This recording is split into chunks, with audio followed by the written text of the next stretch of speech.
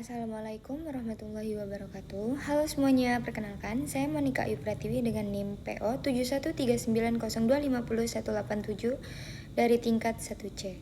Nah, pada video kali ini saya akan mempresentasikan tugas deskriptif biostatistik yang mencakup 3 analisis utama, yaitu uji deskriptif, uji validitas, dan Krogs-Table dengan menggunakan data penelitian tentang pengetahuan batuk dan pelaksanaan swamedikasi. Judul tugas ini adalah analisis deskriptif, uji validitas, dan Krogs-Table pada data karakteristik responden, pengetahuan tentang batuk, dan pelaksanaan swamedikasi. Nah, tujuan dari analisis ini ada 3. Yang pertama yaitu melakukan uji deskriptif untuk menggambarkan karakteristik data secara umum, seperti nilai rata-rata, frekuensi, standar deviasi, nilai minimum, dan maksimum. Yang kedua yaitu melakukan uji validitas untuk memastikan bahwa setiap pertanyaan dalam kuesioner benar-benar mengukur apa yang seharusnya diukur.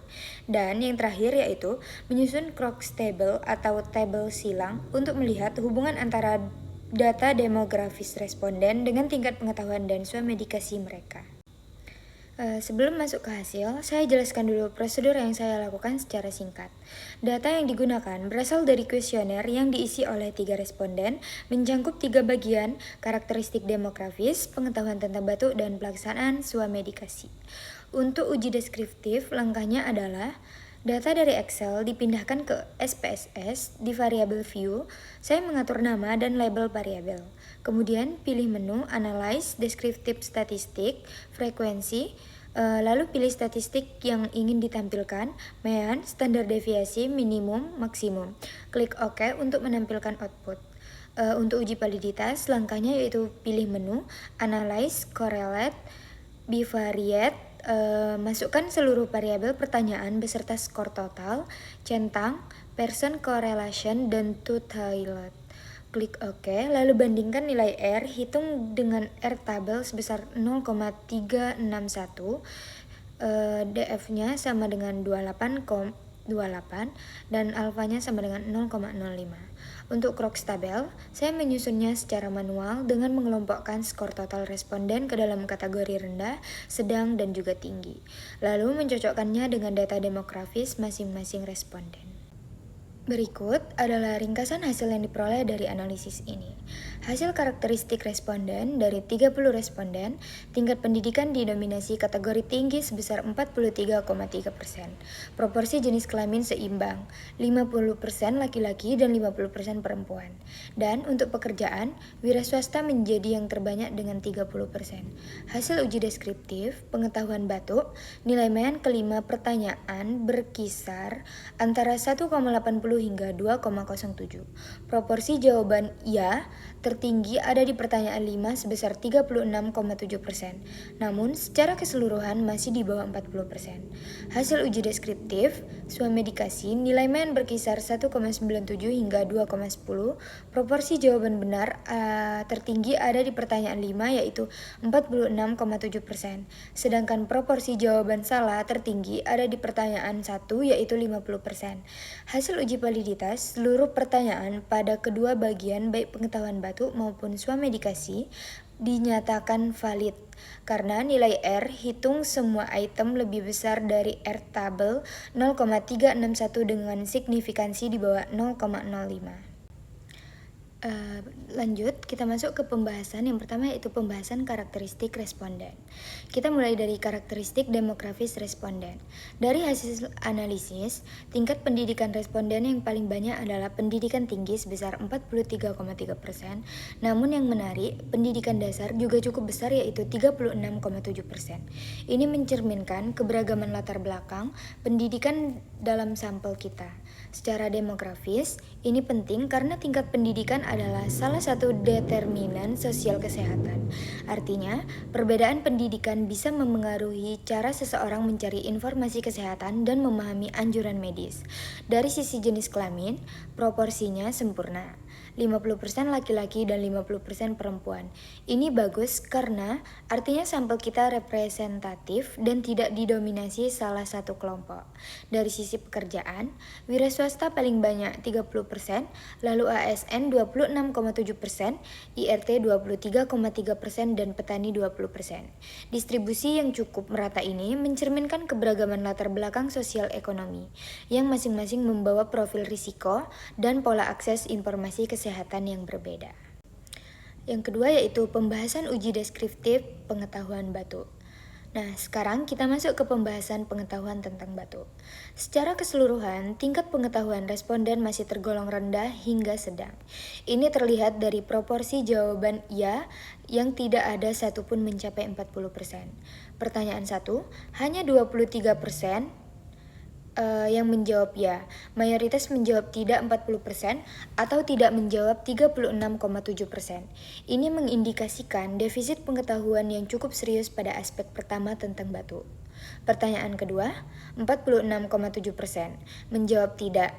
Lebih dari hampir separuh responden memiliki pemahaman yang kurang tepat, dan ini bisa berdampak pada perilaku pencegahan batuk di tingkat keluarga. Pertanyaan ketiga dan 4, keduanya mencatat angka tidak menjawab yang tinggi 43,3% dan 46,7%. Angka ini mengindikasikan bahwa pertanyaan-pertanyaan ini mungkin menyentuh konsep yang kurang familiar, terutama bagi responden dengan pendidikan dasar hingga menengah. Pertanyaan kelima adalah yang paling baik dengan 36,7% menjawab ya, tertinggi di antara semua pertanyaan. Ini kemungkinan karena topiknya lebih dekat dengan pengalaman sehari-hari responden. Dari sudut pandang epidemiologis, rendahnya pengetahuan tentang batuk pada mayoritas responden ini berpotensi memiliki faktor risiko dalam rantai penularan penyakit seperti TB dan ISPA. Orang yang tidak paham gejala atau cara penularan batuk akan lebih lambat dalam mengambil tindakan pencegahan. Yang ketiga yaitu pembahasan uji deskriptif swamedikasi. Selanjutnya kita bahas pelaksanaan swamedikasi. Polanya serupa, mayoritas masih dikategorikan sedang hingga rendah. Pertanyaan pertama, paling mengkhawatirkan, 50% menjawab salah, artinya separuh responden memiliki pemahaman yang keliru tentang aspek pertama swamedikasi. Ini berisiko menyebabkan penggunaan obat yang tidak rasional. Pertanyaan kedua dan ketiga juga dominan jawaban salah dan tidak tahu. Gabungannya mencapai 70%. Ini adalah celah pengetahuan yang signifikan dalam praktik swamedikasi aman di masyarakat. Pertanyaan keempat menarik karena jawaban salah dan benar sama besar. Masing-masing 36,7%. Ini menunjukkan polarisasi pemahaman. Sebagian sudah paham, sebagian masih keliru. Kemungkinan besar yang menjawab benar adalah kelompok dengan akses informasi lebih baik seperti ASN. Pertanyaan 5 adalah yang terbaik. 46,7% menjawab benar, tapi jangan salah. 40% masih tidak tahu. Jadi secara total 53,3% belum memiliki pemahaman yang benar pada aspek ini. Secara epidemiologis, kondisi ini berbahaya. Swamedikasi yang salah bisa menyebabkan efek samping obat, resistensi, atau kegagalan terapi. Yang keempat, pembahasan cross table. Terakhir, kita bahas temuan dari cross table atau tabel silang. Cross table pendidikan versus pengetahuan batuk. Yang menarik di sini adalah kelompok berpendidikan tinggi justru memiliki proporsi pengetahuan rendah yang sama besar dengan pengetahuan tinggi, yaitu 30,8%. Ini membuktikan bahwa pendidikan formal tidak selalu berbanding lurus dengan pengetahuan tentang kesehatan spesifikasi seperti batuk. Cross table jenis kelamin versus pengetahuan, perempuan cenderung lebih baik 66,7% di kategori sedang dengan proporsi rendah hanya 13,3%. Laki-laki sebarannya lebih merata, termasuk 33,3% di kategori rendah. Ini bisa dikaitkan dengan peran perempuan sebagai penjaga kesehatan keluarga sehingga lebih terpapar informasi kesehatan. Cross table pekerjaan versus swamedikasi, ini yang paling mencolok. Kelompok petani memiliki 66,7% di kategori rendah, swamedikasi dan 0% di kategori tinggi. Ini adalah kelompok yang paling membutuhkan intervensi edukasi. Sebaliknya, ASN dan IRT memiliki proporsi kategori tinggi yang lebih baik, masing-masing 37,5% dan 42,9%. Temuan cross table ini sangat berguna untuk merancang program edukasi yang tepat sasaran. Bukan semua kelompok perlu melakukan yang sama, tapi kelompok petani dan pendidikan rendah perlu didekati dengan cara yang lebih personal dan mudah dipahami. Sebagai kesimpulan dari keseluruhan analisis ini, pertama, instrumen penelitian ini sudah valid seluruhnya. Semua nilai R hitung melebihi R tabel 0,361. Kedua, tingkat pengetahuan tentang batuk dan pelaksanaan swamedikasi pada 30 responden yang teliti masih tergolong rendah hingga sedang, dengan tingkat pengetahuan benar yang umumnya tidak melampaui 47%. Yang ketiga yaitu kelompok yang paling memerlukan perhatian adalah petani karena memiliki proporsi pengetahuan rendah dan swamedikasi rendah yang paling tinggi. Yang keempat yaitu diperlukan program edukasi kesehatan yang lebih intensif, terstruktur, dan disesuaikan dengan karakteristik demografis masyarakat, terutama bagi kelompok yang pendidikan rendah dan akses informasi terbatas.